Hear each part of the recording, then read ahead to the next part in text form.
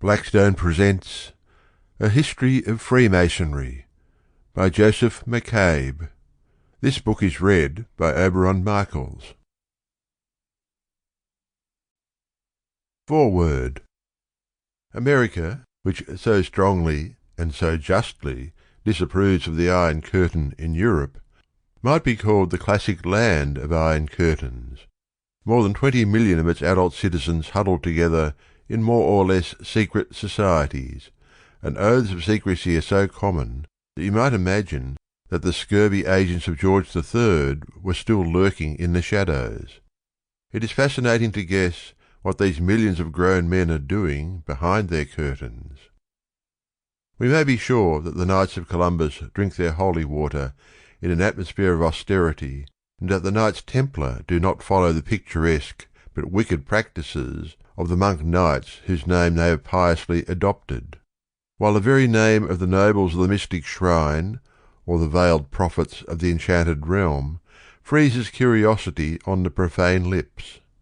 What the Elks and the Eagles do, or what the oddities of the Oddfellows are, we cannot imagine, but we picture to ourselves the moose roaring in their lodges, the graceful elks disporting themselves in the sylvan glades, the modern Indians playfully chasing each other with blunt tomahawks. Seeing the total consumption of rye, bourbon and beer in America, we are disposed to think that there is a healthy element in the cult of Bacchus, in the veiled ceremonies of all of them, just as there was in the gatherings of the jovial monks of the Middle Ages, who were their predecessors.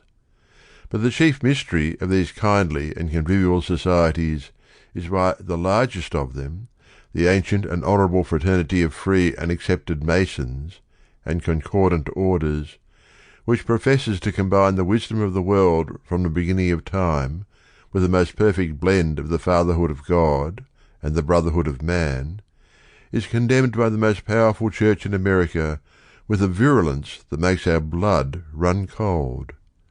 Since none of our learned encyclopedias illumines or even draws attention to this mystery, and even Masonic writers do not tell the full truth about it, I propose here, in accordance with my familiar and malicious practice of telling truths which more august authorities feel ought to be suppressed, to throw a little light on the matter. Chapter 1. The Search for a Father. It has intrigued me that a modern American should share the idea of some Europeans that the further you can trace your pedigree back... Sample complete. Ready to continue?